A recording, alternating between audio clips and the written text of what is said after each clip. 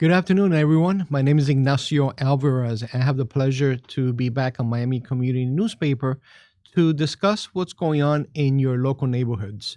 Today, we have the pleasure of having the chief of the South Miami Police Department, Chief Hatfield, here as the interviewee for the next 30 minutes. And our goal here is going to be for you to get to know the chief better and get to know what's going on in your community. When I was a police officer for 25 years and I was a major in Miami-Dade Police Department, I will always try to go out of the community and ask them the same question is, what's going on in your neighborhoods? Because if you know what's going on, you can better protect yourself and reduce your chances of ever becoming a victim. So we're going to be doing a show every couple of weeks with different chiefs from different municipalities so you can get to know better what's going on in the city. And I want to thank Chief Hatfield for being our first contestant to the show and taking your time from your very busy schedule to be here, sir. Appreciate the opportunity, sir. Thank you. Please introduce yourself to the South Miami community about who you are and a little bit of your background so they can start getting to know who Chief Hatfield is. Yeah, so I came to the city of South Miami from Virginia Beach, Virginia, where I served for 27 years as a law enforcement officer there, rising through the ranks to eventually becoming a deputy chief of the department. Virginia Beach is a large city, one of the major cities in the country, with a population of about 465,000. Okay. So pretty good sized agency overall. I kind of came into law enforcement maybe a little different than some. My father was a reserve auxiliary law enforcement officer in the city that I went to high school in Virginia. And as I was transitioning out of the military, out of the Marine Corps at the time, I was looking for something to gravitate towards, and I saw the excitement that he had with law enforcement, and I walked right out of the military straight into a police academy, and never looked back after that. I was started as a sheriff's deputy at one point, and then became a police officer in the city of Virginia Beach. Okay. How'd you end up in South Miami? So I was coming towards the end of my career in Virginia Beach. I mean, most law enforcement officers, once you hit the 25-year mark, you start kind of wondering how much longer you're going to stay within an enterprise. And I always wanted to be a chief.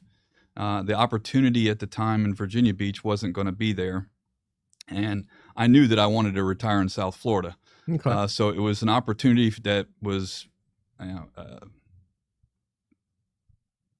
I couldn't not take the opportunity to look at chief's jobs in South Florida. Okay. So, got with some recruiters and, started looking here in South Florida for an opportunity to be a chief. I know your city manager personally. I can tell you he was super impressed by you when you interviewed. Oh, thank you.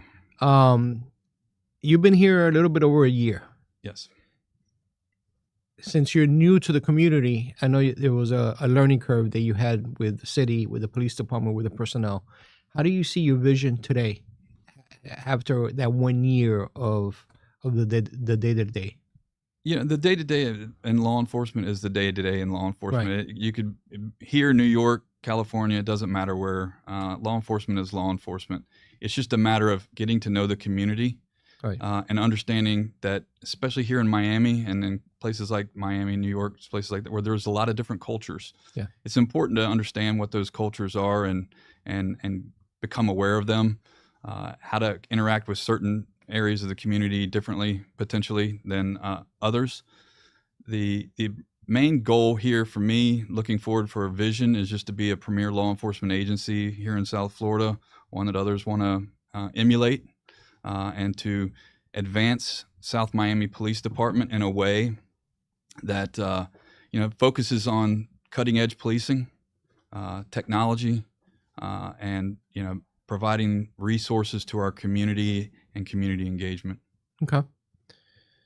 You brought up a very interesting topic, the diversity in not only in Miami-Dade County.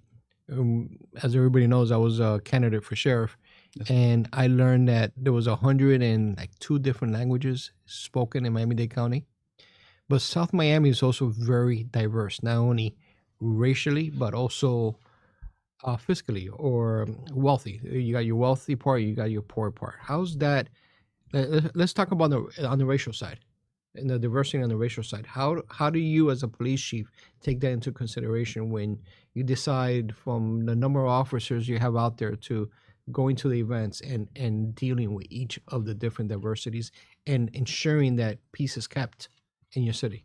Yeah, it's important to cultivate those relationships, right? At the end of the day, that's the goal for any police department should be to cultivate those relationships so that you build upon trust. And I've said it before, and I'll say it again. You got to bank on that trust, right? It's like a bank account. You got to invest in it and continue to contribute to it, because one day you're going to have to take a withdrawal from that because someone's going to do something that they shouldn't have done. Correct. So, and we've all been down that road. But yes, very diverse city. About last time I think I checked was the census was like 40% claiming 2 or more races. I mean, that's huge. Yes. So, and then again, culturally, you have a Hispanic Latino population that is very robust here. And then we have a very small but, important Black community as well. Okay. And what have you done to reach out to those different communities to help?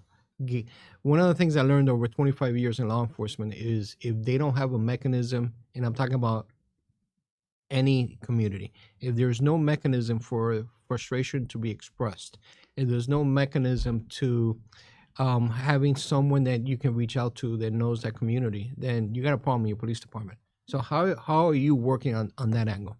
So we work on it in different ways. First and foremost, I attend all the civic league meetings with the community.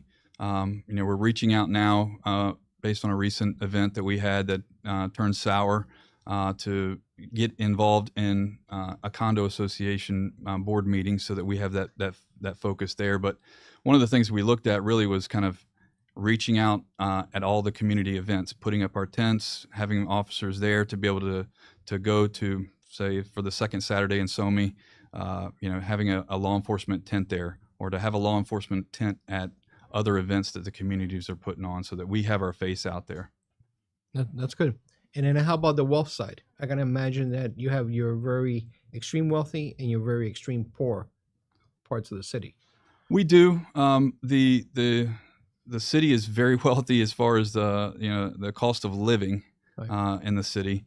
Now, the poorer areas of the city, what used to be our CRA areas of the city, have somewhat diminished over time and have been rebuilt or reestablished with new apartments, some mixed with affordable housing, some with market rate housing, and they've, it has done a little bit of pushing people out of the neighborhoods, and that's a concern that I'm hearing from the Black community, is that they're feeling a gentrification occurring. And is that by market? Is that by market numbers, the IMA number? So I'm not really sure as to what the opportunity there is for the city to help cultivate and keep establishment with that community. Okay. South Miami is divided up in many sections. For example, you have your downtown area. Yeah. And then you have your residential area and you have your commercial area. If I'm a resident of South Miami and I'm very close, I'm on the boundary, but if you're a resident of South Miami, what is going on crime-wise that they should be made aware of, and how can they protect themselves the most? For example, I was the commander for Northwest, including the town of Miami Lakes. A lot of times we had vehicle burglaries, and they would come in and complain and say, my car got broken into. Okay, did you lock your door? No. What was in the front seat? My computer and my purse. And we had to explain to them and educate them that you're basically saying, hey, criminal, come take my stuff. So what's going on in the residential areas I'm not sure if you got one set of crimes in one part of the town, maybe another set of crimes in another part of town, that the community can know so they can help not become a victim. Yeah. So in the northern area of the city and the southern area of the city, we have mainly single family residential, right? So some of the experiences there are exactly what you just said, car burglaries. That tends to be one of the bigger crimes in those single residential areas, as well as just basic domestic complaints, whether it be, domestic assaults or just noise complaints, those kinds of things. as we gravitate towards right around US 1, the areas there, you tend to have more of the disorderly conduct, disturbances, and so forth that are right around the metro rail system. And being that we do have Larkin Hospital and some of the outreach fellowship house there, so we do deal with some folks that are just mentally challenged, and we have to address those appropriately as well. Okay, how do you in South Miami? Because I haven't seen any of the reports. How can you prevent yourself from becoming a victim to those vehicle burglaries? Well, as you so eloquently put, we put out a lot of PSAs, and we've reached out to the community and try to provide a lot of community awareness at either our tents or wherever we can to lock your doors. Lock it or lose it is the acronym there. But it literally is just as simple as taking any valuables out of sight, so that there's no need to bust the window to get into the car, or to remove the keys and the key fob and to lock the door. I used to see two different things. Number one, they will leave the garage fob opener in their visor, and they will see it, break in the window, grab it, and break into the house. Yep. It was a common theme up in the North End. And second, they used to tell me, but we live in a great neighborhood. Does it matter that you live in a great neighborhood to become a victim of crime? No, we just experienced that here just on the border of South Miami and the county, with 2 high-end cars being stolen from 2 prominent members of the University of Miami. So it's right in our backyard. There are folks who are targeting high-end vehicles, and there are also folks that are just going through cars just to get whatever they can out of them. I was a university professor for a long time. And one of the things I taught my students was the equation of crime is very simple. Crime equals desire plus opportunity. There's nothing we can do about desire. If somebody wants to break into your car, if somebody wants to commit a crime, you can't control desire, but you can control opportunity. Yes. So that's a perfect way how to limit opportunity, because you may not stop them from committing a crime. At least they're not victimizing yourself or your family. Yes. And then how about downtown? I frequent downtown a lot because of the number of restaurants that you have. I love I was just on Sunset Drive last weekend going to, there's a restaurant there where it's like a seafood place where I'm not even going to describe it. But what should I expect when I go to the downtown area? The downtown area is very safe. I will say that. We still have some of the same car theft kind of issues within the parking garages from time to time. Okay. But for the most part, again, just disturbances. Occasionally, one of our homeless will walk through the area and be yelling out loud or something like that, or someone with a mental health issue that will wander into downtown that will cause some disturbances. But most of the time, we're there for just a disturbance, or we're there just riding around doing community engagement.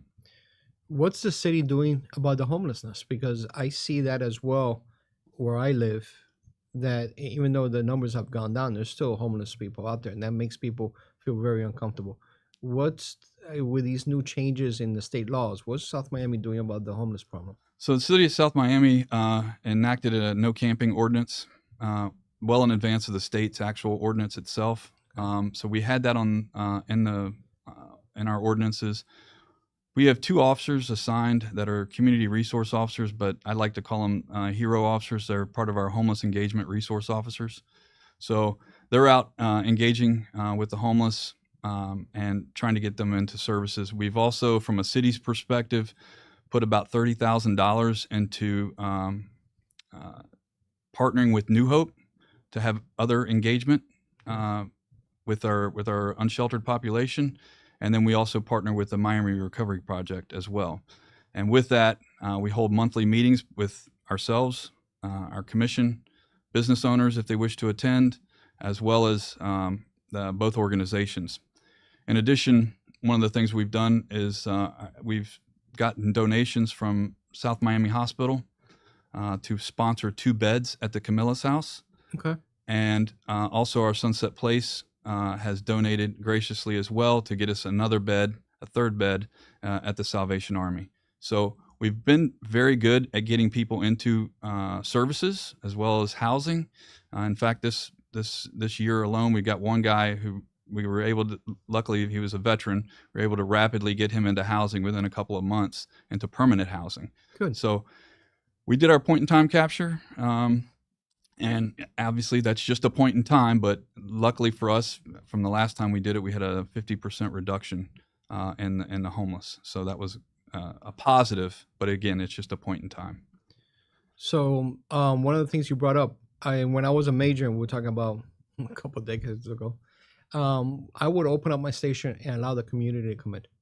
So if I'm a member of your community, is there a place, a meeting site, a monthly event where I can come and meet you, where I can come and meet the police officers, where I can come and learn about what's going on in my city for that month? Is there some type of information exchange? We do that at our senior center. We don't, in the police department, have a meeting room that's capable of doing that. The building was built in the 50s, Yeah. so it wasn't built for that concept back then. Right. And we're hopeful that our city council and our commission will look forward to building a new city hall, a new police department, where we can have these community rooms where the community can come in and meet us like that. But for now, we go to the community senior center at this point. Okay. One of the things I see in the community I live in, which is Coral Gables, is the problem with police vacancies. For example, in Coral Gables, we have about 28% vacancy for police officers. Do you have the same problem in South Miami? So when I got here, South Miami had a significant number of vacancies. I don't remember the percentage, but there was a significant number. One of the things that the commission priority is to fill those vacancies. Right. So I looked at ways, and what we did was try to reduce the hiring time down, because if you're putting in, as you well know, to one law enforcement agency, it's not just one you're putting in for. You shotgun approached it for the most part, and whoever calls your name first is probably where you're going. Correct. So I wanted to reduce our time from application to hire down. So we've gotten that down. It still needs to come down a little further, in my opinion, but some of that involves technology and getting it off of paper and into a computer-based approach. The other part is that our city was gracious enough to allow us to start sponsoring people in the police academy, which had not been done before, at least not in quite some time. So, and then also to that is to reimburse folks who self-sponsored into the program. So under certain circumstances. So if you self-sponsored yourself to the police academy and we hired you within a year and you have not served in any other law enforcement agency, we will pay for your sponsorship to give you the back money on that. So that's turned out to be fruitful for us, and I've reduced the vacancies down to just 2, one of which just resigned, had a resignation, which caused the second vacancy. So we're at 2 vacancies right now, but those 2 vacancies already have conditional offers for other candidates to fill those. So one question I'm commonly asked is, where do you look for recruits? So, obviously we go to the police academy itself to solicit recruits, but a lot of it's, word of mouth. Okay. I mean, you can advertise all day long. I mean, we do it. Don't get me wrong. I'll put the traffic trailer out there and says we're hiring. How much that gives me, I don't know. There are measures you could do with click-throughs and so forth with social media, and we do that. However, you don't really know exactly who it is until they fill out the application and tell you why they or how they found out about the position. One area that I've seen a deficiency over time, and I'm not sure if you can provide input on this one, but I wonder, why aren't the police departments going after military personnel? Why aren't they going after the military police personnel that are finishing their 4-year term? And I know it has to do a little bit with state statute, because the training is not equivalent to the state statute, and something that maybe Tallahassee needs to be looking at. But what are your thoughts about why aren't police departments going to the bases like we used to back in the 70s and the 80s and recruiting military people that need jobs they have police experience. They have better training that our police officers have. So coming from a very military town in Virginia Beach, we did recruit at military events. However, I'll say that in my experience, the number of military recruits very much dwindled over time. Those were not as profitable of a candidate pool as we once thought that they were back in probably our early terms of policing. But you're why? right. Why is it? The reason I don't think I could come up with a reason as to why that the candidates aren't there coming from the military. It's not that I don't think we're reaching out. There's opportunities there for programs from transitioning from the military to law enforcement, whereby in Virginia. Well, it's even here. I mean, it's a national thing where you can transition and have the military pay your 6 months. For example, if you're due to get out 6 months from now, okay, and you get hired by a police department, the military has a transition program. Well, they'll continue to pay your salary while you transition into your police world. So there's those opportunities that there exist. I haven't seen many people take advantage of those opportunities, I guess is my point. And I'm the type of person that likes to ask why. I just wonder why. And like I said, maybe you didn't know the answer. I just wanted to ask you because you were a Marine. Yeah, I mean, and I'm still in the military. I still serve in the military, and I've been doing so since 1991. So I still serve in the reserve. So I get it. I mean, I would love to have more military folks transition. I just don't see that. I didn't even see it in Virginia Beach. So there wasn't a whole lot more military there that were transitioning. What I do see is more people with college educations transitioning into police world where they didn't back when I first got hired. But does that make it more difficult? And let me explain why. Like I was telling you before the show started, I was in training for 7 years. And I was one of the ones that pushed hard for our officers to be required to have a 2-year college degree. Why? Because in the first 2 years, you learn how to write, you learn how to express yourself. You get basic courses that make you a better cop. But when you get your 2 years, you get your 4 years. And a lot of people that have 4-year degrees don't want to become cops because what they see on TV. Yep. I mean, and I laugh with my wife because you watch FBI, they solve the world problems every single day, every single show, and they get involved in shootings every single show. I'm like, just one shooting would have benched you, not a shooting 52 weeks out of the year. Yeah. So there's a lot of positive shows on TV, in the movies, and the cops are always portrayed negatively, but the federal agencies are always portrayed positively. So when people get their 2 and 4-year degree, they want to go federal. Yep. How can we change that? Well, I think it's providing opportunities, and that's hard in smaller agencies, right? Like the city of South Miami. I mean, I'm not going to have all the resources and the stuff that Dade County is going to have. I'm not going to have it the city of Miami or Miami Beach. Those opportunities for development aren't quite there. You have to have the right person who wants to be a community engaging officer for city of South Miami. You start looking at bigger agencies. You've got canine, helicopters, boats, jet skis. I'm not going to have that. I mean, I might have a kayak I could put you in, but that's just row down a canal for the day. That was one of my benefits with Miami-Dade Police because I got to do so much. Yeah. I went from the 90s having my hair down here and a beard doing drug deals to becoming a police major running investigations. So you're right. The bigger departments give you a lot of different areas of experience. But I always wonder, maybe working more on the Police Explorer program, maybe doing relationships with schools where they start in the high school level. I was approaching high school, and that's where I started loving police work. Yeah. Maybe reaching them at a younger age so they can start learning. Hey, it's not bad to be a cop. It's not bad to be in law enforcement. And some agencies are doing that where they create a cadet program just after you turn 18. Some of the Explorer programs, they're hit or miss. But the cadet program where you get hired at I guess maybe like a part-time rate, so to speak, where it kind of builds you along until you can get into an academy where you can still service the city by other means, almost like a community resource officer. Or PSA. Yeah, PSA, yeah.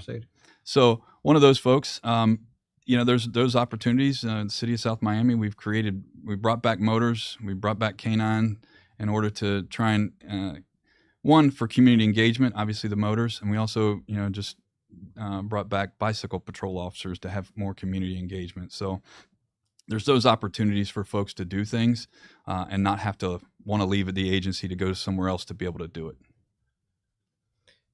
The hot topic of the day, immigration.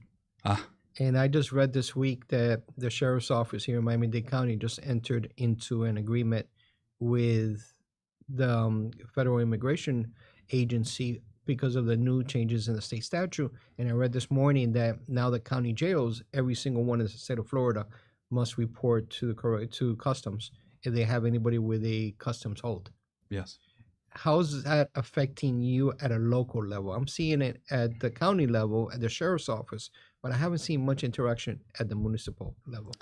So recently, the Florida Police Chiefs Association put out the what's known as the 287G Immigration Task Force Model MOU, or I guess it's more of a memorandum of agreement for local municipalities to get on board with immigration enforcement, so to speak.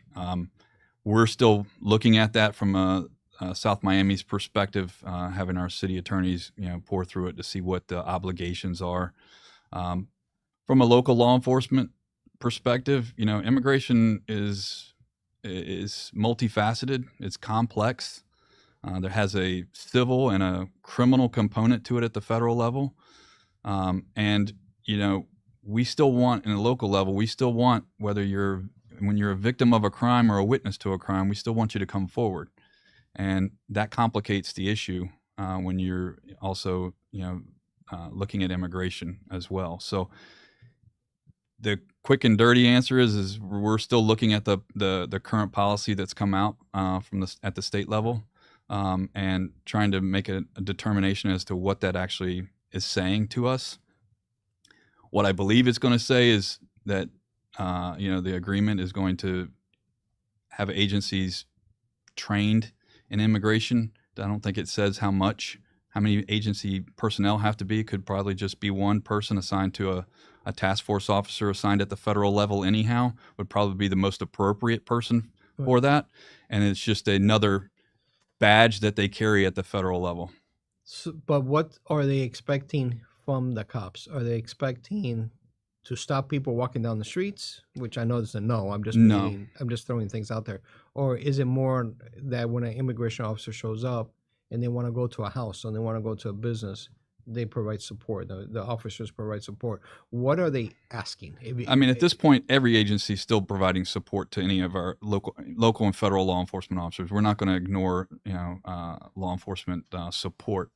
I think what it's going to suggest is that if there's a detainer on someone, which is a civil detainer, it's not a criminal detainer, that the officer makes an appropriate notification to an ICE officer.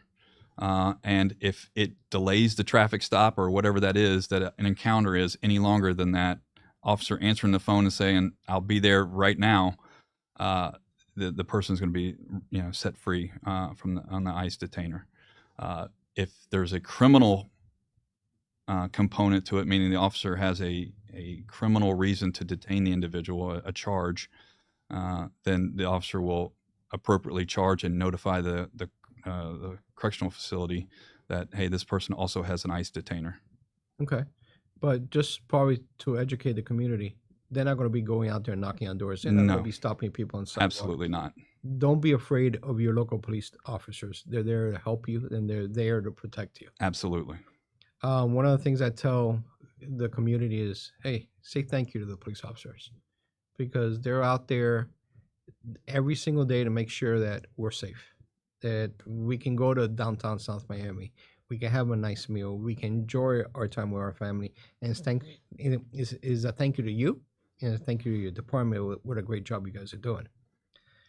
I think that was the biggest topic. You mentioned also community resources. So you work closely with the different federal agencies to help you address criminal issues. What resources out there do you work with?